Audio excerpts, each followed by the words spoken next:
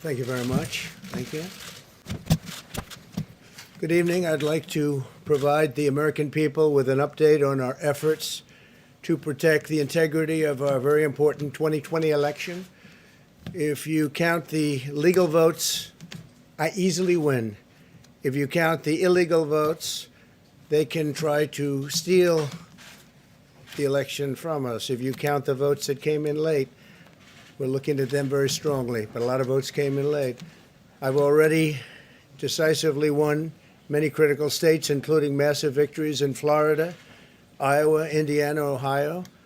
To name just a few, we won these and many other victories despite historic election interference from big media, big money, and big tech. As everybody saw, we won by historic numbers. And the pollsters got it knowingly wrong. They got it knowingly wrong. We had polls that were so ridiculous, and everybody knew it at the time. There was no blue wave that they predicted. They thought there was going to be a big blue wave. That was false. It was done for suppression reasons. But instead, there was a big red wave. And it's been properly acknowledged, actually, by the media. They were, I think, very impressed. But that was after the fact. That doesn't do us any good. We kept the Senate despite having twice as many seats to defend as Democrats, and in a really much more competitive states. We did a fantastic job with the Senate. I think we're very proud of what's happened there. We had many more seats to defend. They spent almost $200 million on Senate races in South Carolina and Kentucky alone, 2 races, and hundreds of millions of dollars overall against us. At the national level, our opponents' major donors were Wall Street bankers and special interests. Our major donors were police officers, farmers, everyday citizens. Yet for the first time ever, we lost 0 races in the House. I was talking to Kevin McCarthy today. He said he couldn't believe it. 0 races. Very unusual thing, 0. And actually won many new seats with, I think, many more on the way. This was also the year of the Republican woman. More Republican women were elected to Congress than ever before. That's a great achievement. I won the largest share of non-white voters of any Republican in 60 years, including historic numbers of Latino, African American, Asian American, and Native American voters, the largest ever in our history. We grew our party by 4 million voters, the greatest turnout in Republican Party history. Democrats are the party of the big donors, the big media, the big tech, it seems, and Republicans have become the party of the American worker, and that's what's happened. And we're also, I believe, the party of inclusion. As everyone now recognizes, media polling was election interference in the truest sense of that word, by powerful special interests. These really phony polls, I have to call them phony polls, fake polls, were designed to keep our voters at home, create the illusion of momentum for Mr. Biden, and diminish Republicans' ability to raise funds. They were what's called suppression polls. Everyone knows that now. And it's never been used to the extent that it's been used on this last election. To highlight just a few examples, the day before election, Quinnipiac, which was wrong on every occasion that I know of, had Joe Biden up by 5 points in Florida, and they were off by 8.4 points, and I won Florida easily. So they had me losing Florida by a lot, and I ended up winning Florida by a lot. Other than that, they were very accurate. They had him up 4 points in Ohio, and they were off by 12.2 points. And I also won Ohio, great state of Ohio, very easily. The Washington Post had Biden up 17 points in Wisconsin, and it was basically even. They were off by about 17 points. And they knew that. They're not stupid people. They knew that. Suppression. There are now only a few states yet to be decided in the presidential race. The voting apparatus of those states are run in all cases by Democrats. We were winning in all the key locations by a lot, actually. And then our numbers started miraculously getting whittled away in secret, and they wouldn't allow legally permissible observers. We went to court in a couple of instances, and we were able to get the observers put in. And when the observers got there, they wanted them 60, 70 feet away, 80 feet, 100 feet away, or outside the building to observe people inside the building. And we won a case, a big case, and we have others happening. There are lots of litigation, even beyond our litigation. There's tremendous amount of litigation generally because of how unfair this process was. And I predicted that. I've been talking about mail-in voting for a long time. It's really destroyed our system. It's a corrupt system, and it makes people corrupt even if they aren't by nature, but they become corrupt. It's too easy. They want to find out how many the votes they need, and then they seem to be able to find them. They wait, and then they find them. And you see that on election night. We were ahead in vote in North Carolina by a lot, tremendous number of votes. And we're still ahead by a lot, but not as many, because they're finding ballots all of a sudden. Oh, we have some mail-in ballots. It's amazing how those mail-in ballots are so one-sided, too. I know that it's supposed to be to the advantage of the Democrats, but in all cases, they're so one-sided. We were up by nearly 700,000 votes in Pennsylvania. I won Pennsylvania by a lot, and that gets whittled down to, I think they said now we're up by 90,000 votes, and they'll keep coming and coming and coming. They find them all over, and they don't want us to have any observers, although we won a court case. The judge said you have to have observers. Likewise in Georgia, and they're appealing. Actually, they're appealing. We won a case that we want people to watch, and we want observers, and they're actually appealing, which is sort of interesting. I wonder why they'd appeal, that all we want to do is have people watch as they do the vote tabulations. Likewise in Georgia, I won by a lot, with a lead of over getting close to 300,000 votes on election night in Georgia. And by the way, got whittled down, and now it's getting to be to a point where I'll go from winning by a lot to perhaps being even down a little bit. In Georgia, a pipe burst in a faraway location, totally unrelated to the location of what was happening, and they stopped counting for 4 hours, and a lot of things happened. The election apparatus in Georgia is run by Democrats. We also had margins of 300,000 in Michigan. We're way up in Michigan, won the state. If all this wasn't enough, in Antrim County, ballots were counted for Democrats that were meant for Republicans, causing a 6,000 vote swing against our candidates. The county clerk came forward and said tabulating software glitched and caused a miscalculation of the votes. Since then, we have now discovered that 47 counties use this same software in the same capacity. Antrim County had to hand count all of the ballots, and these counties that use this software need to closely examine their results for similar discrepancies. The people of Michigan deserve a transparent and open process.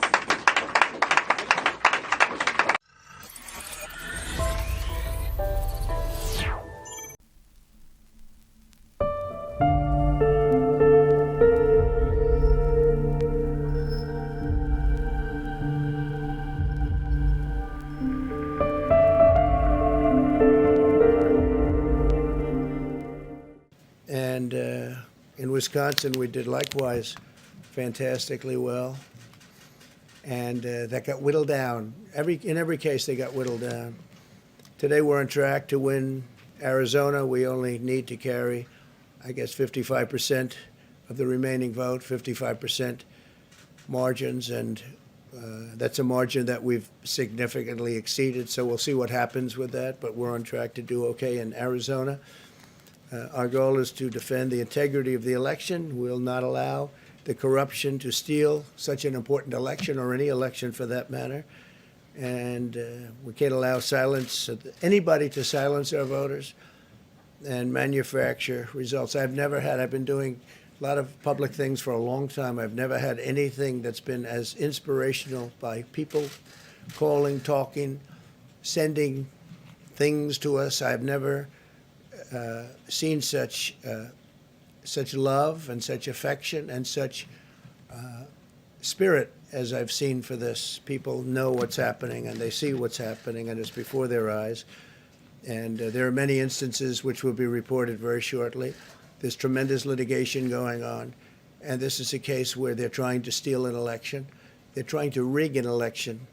And we can't let that happen. Detroit and Philadelphia, known as two of the most corrupt political places anywhere in our country, easily cannot be responsible for engineering the outcome of a presidential race, a very important presidential race. In Pennsylvania, Democrats have gone to the state Supreme Court to try and ban our election observers, and very strongly. Now, we won the case, but they're going forward. They don't want anybody in there. They don't want anybody watching them as they count the ballots. And I can't imagine why. There's absolutely no legitimate reason why they would not want to have people watching this process, because if it's straight, they should be proud of it. Instead, they're trying, obviously, to commit fraud. There's no question about that. In Philadelphia, observers have been kept far away, very far away, so far that people are using binoculars to try and see, and there's been tremendous problems caused. They put paper on all of the windows so you can't see in, and the people that are banned are very unhappy and become somewhat violent. The 11th Circuit ruled that in Georgia the votes have been in by Election Day, that they should be in by Election Day, and they weren't. Votes are coming in after Election Day. And they had a ruling already that you have to have the votes in by Election Day. To the best of my knowledge, votes should be in by Election Day. And they didn't do that. Democrat officials never believed they could win this election honestly. I really believe that. That's why they did the mail-in ballots, where there's tremendous corruption and fraud going on. That's why they mailed out tens of millions of unsolicited ballots without any verification measures whatsoever. And I've told everybody that these things would happen because I've seen it happen. I watched a lot of different elections before they decided to go with this big, massive election with tens of millions of ballots going out to everybody, in many cases totally unsolicited. This was unprecedented in American history. This was by design, despite years of claiming to care about the election security. They refused to include any requirement to verify signatures, identities, or even determine whether they're eligible or ineligible to vote. People are walking in there. They have no idea. They're just taking numbers. They're writing down things, the workers, and doing a lot of bad things. And we have a lot of information coming and litigation that you'll see that will shake even you people up. And you've seen it all. The officials overseeing the counting in Pennsylvania and other key states are all part of a corrupt Democrat machine that you've written about, and for a long time you've been writing about the corrupt Democrat machine.